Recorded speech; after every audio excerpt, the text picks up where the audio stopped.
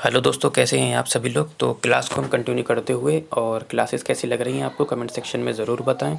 और जानकारी के हिसाब से आपके लिए बता दूं, मैं आपकी जानकारी के लिए बता दूं कि आपका जो पहला चैप्टर था, चैप्टर फर्स्ट, वो आपका कंप्लीट हो चुका है। और उसकी पीडीएफ की बात अगर मैं करूं तो कंप्लीट पीडीएफ आपको टेलीग्राम पर अपलोड कर दी गई है। ठीक है, काफ़ी बच्चों के व्हाट्सएप पर भी मैसेज आ रहे थे। मेरा व्हाट्सएप नंबर ये है, कोई भी प्रकार की परेशानी है, कुछ भी मटेरियल चाहिए, आप लोग मेरे व्हाट्सएप कर सकते हैं। पीडीएफ आपको टेलीग्राम पर मिल जाएगी बेटा पहले वाले चैप्टर की। दूसरा चैप्टर स्टार्ट हो चुका है जिसमें मैंने विकास की अवधारणा आपको क्लियर कर दी थी और विकास कितने प्रकार का होता है ये क्लियर कर दिया था। ठीक है, यदि उसमें कोई परेशानी आप लोग कमेंट सेक्शन में या व्हाट्सएप पर कर सकते हैं। बाकी इसका एक पार्ट कंप्लीट हो चुका है, दूसरा आज पार्ट हम शुरू करते हैं दूसरे चैप्टर का। और आप लोग लास्ट तक धैर्य बना के रखिए, साफ क्लासेस आपको मिलना शुरू हो जाएंगी। ठीक है, दूसरे चैप्टर में जो आपका दूसरा टॉपिक था जिसमें हमें पढ़ना था बाल विकास को प्रभावित करने वाले कारक, यानी कि विकास को कौन कौन प्रभावित करता है। ठीक है, आंतरिक कारक प्रभावित करते हैं, बाह्य कारक प्रभावित करते हैं, और उसके बाद उसे डिटेल में पढ़ेंगे। ठीक है, आंतरिक कारक कैसे प्रभावित करते हैं उसे एक एक पॉइंट आपका देख लेते हैं। देखो, पहला पॉइंट है आपका कि वंशानुगत कारक के कारण भी बालक के रंग हो गया, रूप हो गया, आकार, शारीरिक गठन, बनावट और ऊंचाई इत्यादि क्या होता है, प्रभावित होता है। ठीक है, नेक्स्ट है कि बुद्धि भी एक आंतरिक कारक होती है। बुद्धि हमारा कैसा कारक होती है, आंतरिक कारक होती है, जो सीखने, जैसे वंशानुगत यानी कि वंशानुक्रम हमारा आंतरिक कारक होता है, जो वातावरण होता है वो हमारा कैसा कारक होता है बेटा, बाह्य कारक होता है। ठीक है, ये हमारा कैसा होता है, बाह्य कारक होता है। ठीक है, तो बुद्धि भी एक आंतरिक कारक है जो सीखने की योग्यता हो गई हमारी, समस्या समाधान, तार्किक व निर्णय लेने की क्षमता में महत्वपूर्ण भूमिका निभाती है। ठीक है, ये किस पर डिपेंड होता है, बुद्धि पर। अब बुद्धि जो होती है हमारी कैसी है, जन्मजात योग्यता होती है, यानी कि वंशानुगत होती है। लेकिन ये इसका इस्तेमाल कौन तेज कर सकता है, कौन हल्का कर सकता है, ये वातावरण डिपेंड करता है कि कौन कैसे वातावरण में है। ठीक, ये मैंने आपको कल बताया था। ठीक है, जैसे कि बुद्धि सभी के पास होती है, यानी कि ये जन्मजात यानी कि वंशानुगत एक आंतरिक कारक हो गया। यानी कि किसी भी चीज़ का समस्या समाधान हर बच्चा एक जैसा नहीं कर सकता है, कोई जल्दी कर लेता है, कोई देर में। तो ये जो जल्दी और देर होती है ये वातावरण पर डिपेंड होती है। इसलिए मैंने आपको बताया था कि वुडवर्थ ने जो डेफिनेशन दी थी, विकास वंशानुक्रम एवं वातावरण का क्या होती है, गुणनफल होती है। ठीक, क्लियर, कल बताया था मैंने आपको। जिन बच्चों ने प्रीवियस क्लासेस नहीं देखी हैं प्लेलिस्ट में से जाकर देख लीजिए। बालक में संवेगात्मक विकास का संतुलन होना आवश्यक है, क्योंकि ये बालक के सामाजिक, शारीरिक, मानसिक या तथा नैतिक, ये एक हो गया, तथा नैतिक विकास को पूरी तरह से प्रभावित करता है। इसको मैं अगर समझाऊं, जैसे कि आपने देखा होगा कि यदि कोई कोमा में चला जाता है तो वो ज़िंदा तो होता है, यानी कि ये सब किससे होता है, संवेगात्मक विकास का संतुलन होना आवश्यक है ना। क्यों, क्योंकि अगर हम कोमा में होंगे तो हम देखेंगे सब कुछ, यानी कि कोई भी सामाजिक, शारीरिक, मानसिक या नैतिक विकास पूरी तरह से डेवलपमेंट नहीं होगा, या कोई दिमाग से आईक्यू लेवल या किसी भी तरीके से दिमाग से कमज़ोर है जो सोच नहीं पा रहा है। क्योंकि हमारे जो सारी चीज़ें होती हैं ना, सेंस ऑर्गन वगैरह होते हैं, जो भी होता है सब किससे कनेक्ट होता है, दिमाग, यानी कि हमारे मस्तिष्क से ही होता है। जब मस्तिष्क ही ठीक नहीं होगा तो किसी भी चीज़ का विकास प्रभावित हो सकता है या नहीं हो सकता, ये उसी पे डिपेंड करता है हमारा। ठीक, नेक्स्ट पॉइंट है हमारा कि बालक के शरीर व मस्तिष्क का पूर्ण विकास आवश्यक है। बिल्कुल, परिपक्वता ज़रूरी है, क्योंकि एक भी अपूर्णता विकास को प्रभावित करती है। जैसे कि मैंने बताया, विकास का कोई भी पक्ष या मस्तिष्क का कोई भी पक्ष अगर अपूर्ण रह गया तो कोई ना कोई कमी आ जाती है, आपने देखा होगा। या तो वो थोड़ा सा बोल सकते हैं, बोलना नहीं चाहिए, पागल टाइप का लगता है। ठीक है, कि हम लोग कहते हैं कोई बाहर घूमता होता है कि ये पागल है, इसकी कम हो गई है, मतलब वो हर टाइम हंसते रहते हैं। समझ रहे हैं मैं क्या कहना चाह रहा हूँ, मैं खुल के नहीं बोलना पा रहा हूँ, यानी कि ये वाला पॉइंट आप लोग समझ रहे हो कि मैं क्या कहना चाह रहा हूँ, कि यदि मस्तिष्क का पूर्ण विकास नहीं होता है। नेक्स्ट पॉइंट की बात करें, जैसे कि मैंने बताया, एक आंतरिक कारक होता है और एक बाह्य कारक होता है। आंतरिक बाह्य कारक में जैसे कि आसपास का वातावरण भी क्या होता है, विकास को प्रभावित करता है, जैसे कि मैंने पहले ही वाले में बताया आपको। ठीक है, जैसे प्रदूषण है, रहित है या सहित है, साथ ही जो भौतिक सुविधाएं हैं वो कितनी उपलब्ध हैं, ये भी क्या करता है, विकास को प्रभावित करता है।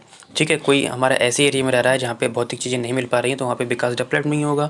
ठीक है, बाकी जो प्रदूषण में रह रहा है वो प्रभावित होता है, जो प्रदूषण सहित रह रहा है वो प्रभावित होता है, प्रदूषण रहित रह रहा है वो भी प्रभावित होता है। तो विकास इन सबसे क्या होता है, प्रभावित होता है, पहले ही बता चुका हूँ।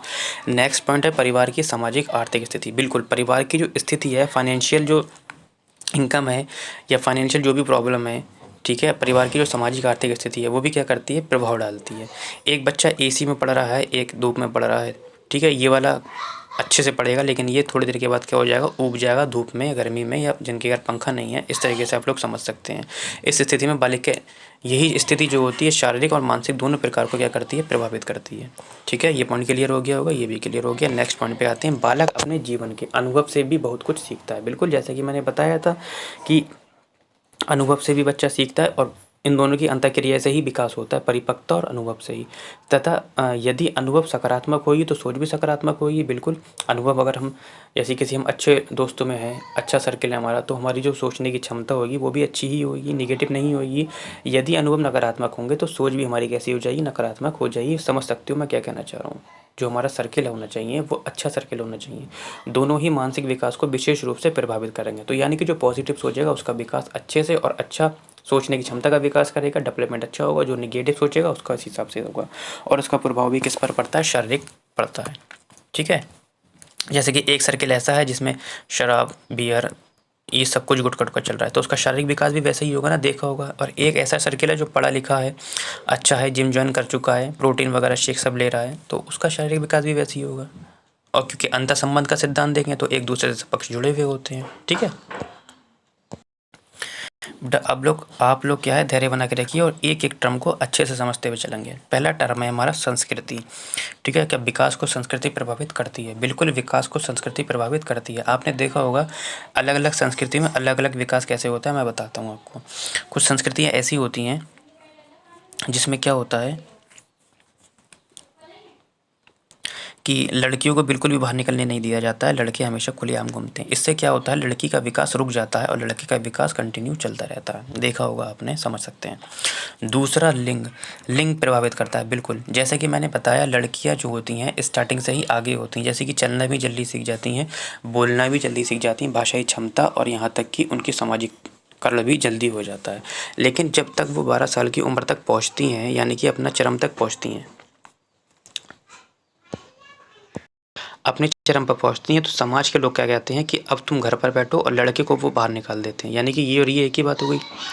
ठीक है, तो इससे क्या होता है, लड़की का विकास, यानी कि जो पहले लड़की तेज़ चल रही थी, अब क्या होता है, लड़की का विकास रुक जाता है, लड़का आगे कंटिन्यू चलता रहता है।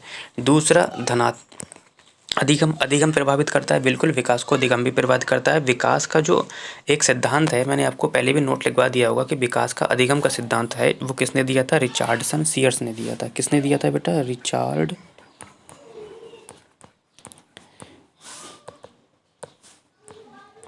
रिचार्डसन सीयर्स ने दिया था। और उन्होंने क्या कहा था, उन्होंने कहा था कि विकास और अधिगम में कैसा होता है, धनात्मक संबंध होता है। कैसा संबंध होता है, धनात्मक। जैसे कि वही मैथ वाले अगर कैलकुलेशन लगाएं, यदि एक चीज़ बढ़ती है, विकास बढ़ता है, तो अधिगम भी बढ़ता है, और अधिगम बढ़ता है तो विकास भी बढ़ता है। यानी कि दोनों में धनात्मक संबंध होता है। ठीक है, वंशानुक्रम, बिल्कुल, वंशानुक्रम मैंने बताया था कि वंशानुक्रम विकास को प्रभावित करता है। वंशानुक्रम वातावरण की अभी मैंने डेफिनेशन बताई थी, तो उसी से क्लियर हो गई हुई है आपको। ठीक है, प्रजाति पर, अच्छा, संस्कृति ये 2 बार आ गया, इसे छोड़ दो। विद्यालय प्रभावित करता है विकास को, बिल्कुल प्रभावित करता है। कैसे प्रभावित करता है, देख लेते हैं। एक बच्चा प्राइमरी स्कूल में पढ़ रहा है और दूसरा बच्चा सीबीएसई यानी कि इंग्लिश बोर्डिंग स्कूल में पढ़ रहा है, तो दोनों में फ़र्क होगा भाई। इसका विकास में और इन बच्चों के विकास में आपने देखा होगा कि काफ़ी फ़र्क होता है, डिफरेंट होता है। तो विद्यालय भी बेटा प्रभावित करता है विकास को। ठीक है, शिक्षा प्रभावित करती है, यानी कि इसी के एग्जाम्पल से ही समझें कि प्राइमरी में किस प्रकार की शिक्षा दी जाती है, और सीबीएसई बोर्ड यानी कि जो हमारे इधर वाले बोर्ड होते हैं, इसमें किस प्रकार की शिक्षा दी जाती है। तो दोनों से क्या होता है, विकास प्रभावित करता है। ठीक है, यानी कि अगर अधिगम, विद्यालय और शिक्षा को देखें, ये तीनों एक ही हैं। ठीक, अगर प्राइमरी में अधिगम अच्छा नहीं हो रहा है तो विकास भी अच्छा नहीं होगा, यानी कि आगे नहीं बढ़ेगा। ठीक है, जिसमें ये भी कनेक्ट हो गया। शिक्षा अच्छी नहीं मिल रही है, शिक्षा अच्छी मिल रही है, यानी कि सीबीएसई बोर्ड की बात करें तो विकास भी क्या होगा, धनात्मक। मैंने बताया कि दोनों के बीच में धनात्मक संबंध होता है। ठीक, आयु, बिल्कुल आयु प्रभावित करती है विकास को। ठीक है, अब मैं 2 साल का हो गया हूँ, अब मैं सोचूं कि मेरी दाढ़ी आ जाए, तो ऐसा पॉसिबल नहीं है। तो विकास जो होता है उम्र आयु के अनुसार ही होता है। ये पॉइंट भी क्लियर। पोषण भी प्रभावित करता है। जैसे कि मैंने पहले लेक्चर यानी कि पहली क्लास में आपको बताया था कि पोषण खाना कैसे प्रभावित करता है। एक अच्छे घर का बच्चा है और एक थोड़ा सा डाउन मीडियम क्लास का बच्चा है, तो दोनों में फ़र्क होगा, है ना, समझ सकते हैं। इनको अच्छा खाना पीना मिलता होगा, इसको अच्छा खाना पीना नहीं मिलता होगा। तो अंतर्संबंध के सिद्धांत से देखें तो पोषण भी प्रभावित करता है। वातावरण मैं पहले ही बता चुका हूँ, इन दोनों को एक साथ बताया था मैंने। बीमारी या चोट विकास को प्रभावित करती है, बिल्कुल। जब किसी को बीमारी या चोट होती है, बीमारी किसी को कैंसर हो गया या टीबी हो गया, तो ये विकास को प्रभावित करता है, ठीक है। चोट लग गई, किसी को सर में चोट लग गई, पैर कट गया उसका, तो ये विकास को प्रभावित करता है। शिक्षा प्रभावित करती है, बता दिया, 2 बार हो गया। शिक्षक प्रभावित करता है, बिल्कुल शिक्षक भी प्रभावित करता है। जैसे कि मैंने बताया था आप लोगों को कि एक प्राइमरी का शिक्षक है और एक सीबीएसई बोर्ड का शिक्षक है, तो शिक्षक प्रभावित करता है, यानी कि हमें शिक्षक किस प्रकार से पढ़ा रहा है, ठीक है। तो दोनों में डिफरेंट होता ही होता है, आपको पता ही है, क्योंकि इसमें शिक्षक की गलती नहीं है प्राइमरी वाले की, क्योंकि आज का जो माहौल है, इतने रजिस्टर मेंटेन करना पड़ते हैं हम लोगों को टाइम ही नहीं मिलता है कि बच्चों को क्या पढ़ाया जाए। लेकिन सीबीएसई बोर्ड में ऐसा कुछ नहीं होता, अच्छे से बच्चों को ध्यान दिया जाता है, तो शिक्षक भी इस तरीके से प्रभावित करता है। देख लेते हैं आगे कोई पॉइंट हैं या नहीं है, अन्यथा आज क्लास को यहीं विराम देते हैं। बाकी क्लासेस कैसी लग रही हैं कमेंट सेक्शन में ज़रूर बताएं। यदि कोई भी पॉइंट इसमें से क्लियर नहीं होता है, आप लोग मुझे व्हाट्सएप या कमेंट में लिख सकते हैं। बाकी नेक्स्ट टॉपिक आपका विकास के सिद्धांत हैं, जिसे हम आप कल कवर करेंगे, ठीक है बेटा।